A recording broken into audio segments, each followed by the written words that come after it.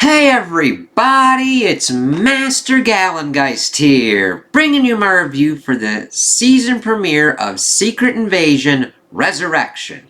And I overall enjoyed this episode. I think it did a good job of setting up the overall plot, the conflicts that we're going to be getting into, and actually, I know this is going to sound kind of strange. I think it does a better job of setting up the villains than Falcon and the Winter Soldier did, because we're dealing with a whole lot of different kind of fallouts with like the blip, Nick Fury and his relationship with the Skrulls, and what kind of is going on. I think that this has a stronger core premise, though it is kind of interesting that I wonder, timeline-wise, when this was written, because of like everything going on with like Russia and Ukraine, and kind of how the setup leads into kind of animosity that is potentially going to be set up with the United States and Russia in this. It's just like, oh, okay. It's just very... It's interesting how stories are sometimes made and then things just go kind of crazy in the real world as well. But I overall think that this was a very strong setup. I liked seeing where Nick Fury is now, and it's definitely not just like, oh, he's just an old man who can't really do anything. Like, they dive into kind of what's kind of going on with him a little bit. And granted, I think we're going to get more throughout the rest of the episodes for this season. And I'm interested to see kind of what happens with most of the characters in this. Now, this is inspired by the comic event Secret Invasion, but this is going to be completely kind of different. I think they did a great job of taking inspiration from the comic and then augmenting it with the fact of what has been going on in the MCU versus what has been going on in the Marvel Comics. Because in the Marvel Comics with the Secret Invasion, the Skrulls were plotting pretty much to take over Earth and were replacing key heroes and everything. Thing is, most of the heroes' actors are A-listers, and trying to do that in just a small event series would be kind of nuts. The main Avenger cameo that we get in this is actually Rhodey, so we'll kind of have to see how that kind of works out. So it was nice to kind of see him and where his kind of space is in this timeline. So we start off and we see somebody is texting Agent Everett Ross, and he then pretty much is like, alright, I'm coming. Everett Ross has a gun. He goes in, and we pretty much see this like S.H.I.E.L.D. agent dude, Prescott, pretty much going like, the Skrulls are doing shit, man. And the thing is, he does a convincing job of being like, okay, information, that stuff, lies, trusting information, that's the kind of crazy stuff. But what if you couldn't trust the person next to you and who you've known forever and ever, all that? And it's like, yeah, the Skrull's shape-shifting. And at first you'd think he's just going into kind of shape-shifting hysteria, but then he starts like linking all of these terrorist attacks, all these 5, and Everett's like following with him. He's like, no, these are Skrull attacks to inflame tensions on Earth. And we learn that even if like a nuclear event were to happen, they're immune to radiation because they're actually hiding out in like an irradiated kind of place. So if we like nuclearly destroyed ourselves, the Skrulls have a planet now. And he's like, yeah, and Ross is like, I'm gonna take this to Fury and see what goes on. And the dude's like, I'm not. No. He then starts pretty much trying to strangle Ross, but Ross shoots him and kills him. It's like, damn, but he's got the information. So Ross keeps trying to like leave, and then somebody's pretty much tailing him. He gets in contact with Maria Hill, and we get this extended chase sequence between him and the person behind him.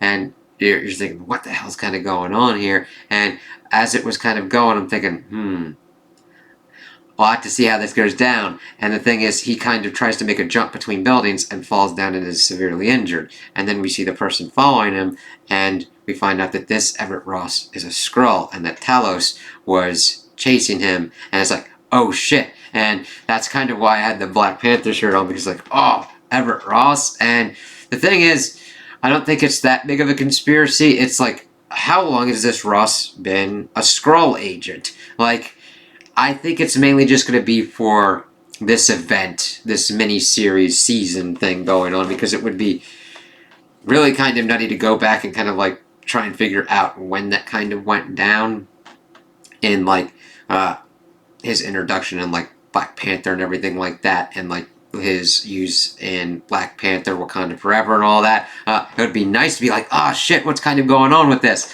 But this was a kind of effective one here. It's like, where the fuck's Ross then? So we'll have to see how that kind of plays out. But they're like, okay, this isn't good. So they, of course, get in contact with Fury, and we see that Fury comes down from Saber, and he's older, he's got a limp, he hooks up with Maria Hill and Talos, and we pretty much get a kind of plot dump that's at least well done enough to not be kind of nutty. He goes up, talks to Talos. We learn that he's not on the Skrull Council anymore, Shadow Council, that he was kicked off and exiled, that his wife is dead, and Nick Fury is... he's kind of different because the original Fury that we see was a no-nonsense, blow up a airplane with a rocket launcher, get to the heart of what's kind of going on. But here, he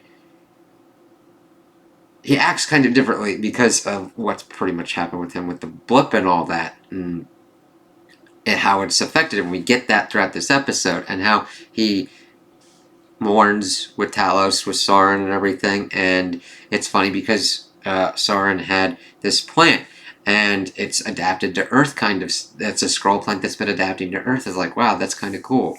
But then we kind of get the information of kind of what's going on. He doesn't know where his daughter's at.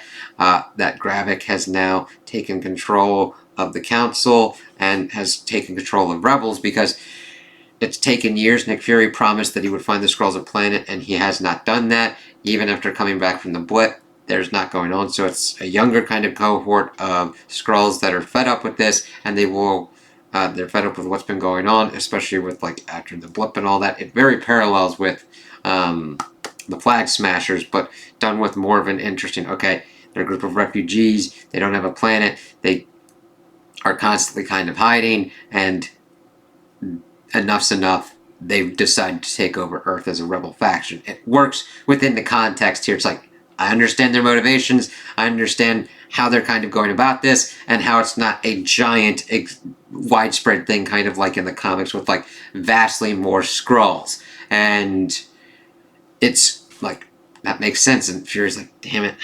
Like, alright, I have to get more information of what's kind of going on, what they're kind of planning attacks, because their biggest kind of information that they're starting to get is that they're trying to inflame tensions within Russia, because we are centered in Moscow right now.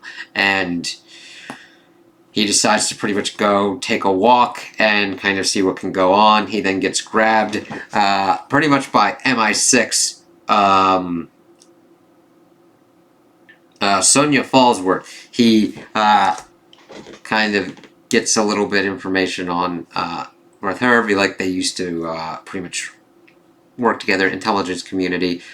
We see that Fury puts a thing in to kind of pretty much observe what's going on. He still has the spycraft skills. She's like, I couldn't believe that they were able to bring you in. I mean, the old Fury wouldn't have just done that. It's like, I kind of wanted to see you. And I'm like, I think it's a little bit of A, a little bit of B. I think it's a little bit more that he did want to just see her, so he just walked around pretty much in a position where he could be taken by them and brought into this. He, of course, is trying to grill her for what happened in Kazakhstan, because Gravik and his cohort had evidently hit a facility, or at least they are believed to have hit a facility to get the components to make dirty bombs, and are planning to use them to inflame tensions. Sonya's like, no, you're... screw this. I know how to deal more with Skrulls than you do. Even though he's... The thing is, she's looking at it as a pure tactical kind of scenario of, I'm going to take him out. Fury's like, this isn't good. He, of course, doesn't want to let the rogue Skrulls go forward with their plans either, but Sonya's like a little bit more kind of a bloodthirsty kind of vibe. So Fury kind of goes off. He wants to propose alliance, but she's like, nah. And the thing is, they're able to kind of like go around. We see that Hill kind of links back up with Fury and is talking about, like, in the old days, you wouldn't be like this. Like, what happened to you? And the thing is, a purple space alien gathered together fundamental aspects of the universe and snapped him out of existence, and others as well. And then he came back because of the Avengers, and it presented with him a crisis of faith. He is a spy master. He understood that, like, he was escalating to a certain extent, but what the fuck can you do to somebody? How do you fight somebody when you're just a man and you're in spycraft and everything, and, like, these are the powers to fundamentally alter the universe? Of course it will change someone's aspect and be like, I kind of got to get out of the game. And we learned that he left Earth for that to go up to save her. And then the thing is, the crisis of faith was still with him up there. And he's like, how can I help these people? Probably. You know what I mean? We don't get completely into his depth of why it's been taking so long for him to find a home for the Skrulls. I think we'll probably learn more of that information as we're going through the rest of the season, hopefully. Otherwise, I'm going to knock him for that and be like, we need this information because it's very pivotal to the plot. We also see the Skrulls in the Rebel faction. We see and are introduced to Emilia Clarke's character of Gaia. And the thing is, at first we don't know that it's Gaia, which is Talos' daughter. And of course, the one that's been disappeared. The thing is, they bring in a Skrull, show that they're growing produce and everything, that they can be home in their skin, and that you can't leave the compound if you're not a warrior, and if you're a warrior, you of course shapeshift into one of the presumed people. We see them pretty much taking over the leader of the American agitators against Russia in this instance, and show that kind of process, which was good. I like that it shows us, okay, they do take people, they pretty much put them in pods, shapeshift into them, and then utilize to get knowledge from their minds so that way they can be more effective as undercover agents with this. I'm wondering if there's any kind of spillover effect, if that ever makes them sympathize with their shape-shifted kind of target, and if they are going to have any, like, defectors that way. We see that Gaia is then tasked with getting the elements and the dirty bombs from Vasily. Yeah. And the thing is, Fury with his device was able to get Sonya and the Prime Minister talking about this dude. So Fury and Talos and Maria Hill are pretty much scoping out the place.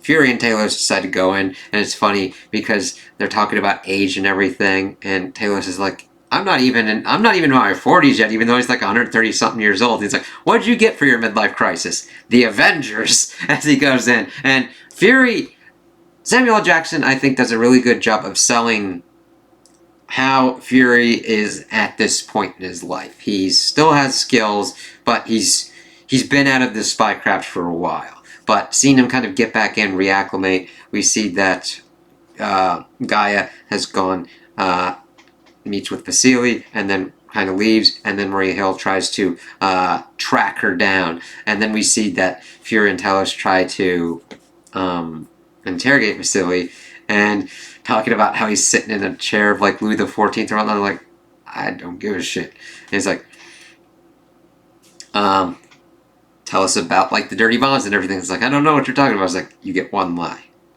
You don't get two. And he backs up with that. And then we learned that he's a Skrull, and Talos is pretty much trying to fight him and everything, and he wants Fury to let him have it. But Talos gets into a kind of compromised position, and Fury's not having it. He's probably like, he kills the dude, and Talos is like, I said no.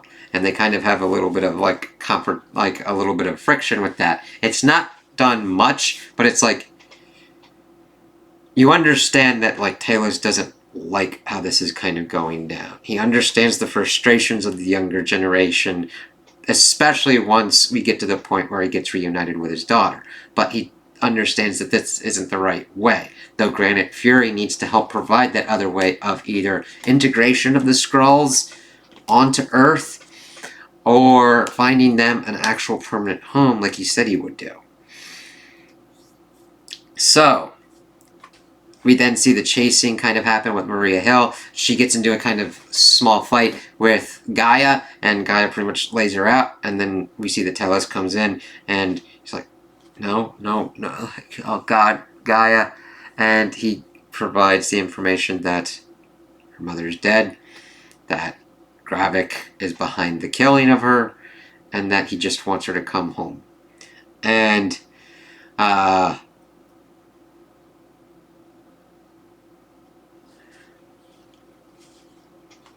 she still decides to take the bombs and goes back, and she presents some kind of like things of like, okay, because we see these other dudes talking to Gravik, being like, no, I'm not greater than the cause. It's like, the cause is what we're supposed to be going on for home. It's like, okay, because we do see that this one dude's pretty much putting Gravik more on the pedestal, but Gravik's like, no, getting home is the cause.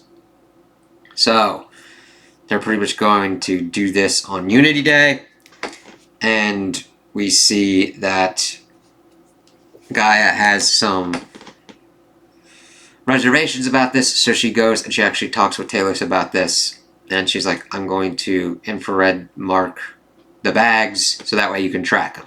Then we pretty much get the spycraft of them with Fury, Hill, and Talos with the glasses. Thing is, she goes through the park that they are at, and she loses the bags to the couriers, and they try and go after the couriers. But as they're going through and doing this kind of chase sequence, we learn that they are decoys. And then we see that Gravik, well, we see this one girl that is really kind of strange, and then Fury follows her, and we find out that it's Gravik. And we see that Fury has the potential to have shot him before he activates the bombs, but he doesn't. And then as he's chasing throughout, he just doesn't have that. I think he is thinking, I let this happen because of what I didn't do for the Skrulls, and is shooting him the right kind of course. Very different from when we see him in Avengers shooting down the aircraft with the nuke. He just took out a rocket launcher and did it. This Fury, he's still dealing with stuff and still dealing with shit, so we'll see kind of how that works out if he's able to get into more of a better headspace, because we see the bombs going off and it's just horrible. And granted, we don't see what makes them dirty or whatnot, but we see that chaos starts ensuing. He's trying to go after Gravik, but we see that Hill tries to find Fury and gets shot by Fury. He's like, what the hell? And you think that Hill is the Skrull, but no. Gravik had turned into Fury and shot Hill, and the thing is, they try and help her, but everything's kind of going to shit. They have to leave her, so she might be dead, but we'll see how that kind of works out. And the thing is, we also got a little bit where Rhodey informs the president that Fury and Hill are essentially AWOL, and that the president wants him to look into it. He's like, yes, Mr. President. So we also have Rhodey in the field, and we'll see how that kind of works out. I was really surprised. I'm like, oh, okay. And other than that, I thought this was an enjoyable, like, not that was a bad part, but other than that, the opening was kind of weird. It's just kind of a strange, like, opening. I've also heard that, like, AI was involved with it, so we'll see kind of what goes on with that. AI as tools, alright. AI is just doing the work for the art and not crediting the artist. That's kind of weird. I don't like that. But we'll see what kind of goes down. I liked the setup of the episode. I liked what we've got, that it's a clear-cut kind of one. The motivations make sense for the antagonists. They have valid reasons. I still don't agree with them trying to take over Earth the way they are. And Fury, we need to get down more information of why he has been unable to procure a home for the Skrulls and what's going on, and maybe even information on what he's been doing with Saber. It was kind of cool that we see this light come down and a spaceship brings him down, and he just, like, pops off and then starts talking to Hill. It'll be interesting to see how Rhodey factors into there, if he'll be suiting up at all, if he'll just mainly be in the background, or if he'll have to deal with a Skrull president or whatnot. We'll have to see about that. There's a lot of cool things that I liked in this. I thought that the action scenes were competent and well executed enough. They were a little bit jumpy maybe with certain kind of edits and whatnot. Not that there were a lot of them, but they were still decent for what I believed that we had, and it was cool to kind of see the difference of like Skrull on Skrull fight with Talos and Vasily, and then Gaia versus Maria Hill of Skrull versus Human. So I always like seeing the kind of power differentials and seeing how that kind of affects characters in fights. You always have to take that into effect when you are doing an action scene, because actions convey characters as well. And I'm interested to see where this goes. I was like, oh, okay. Awesome! I was happy that this worked out, and I can't wait to see where this goes next.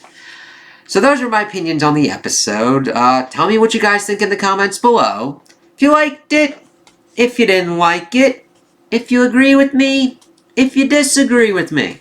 Also, like and subscribe, and I hope you have a good day.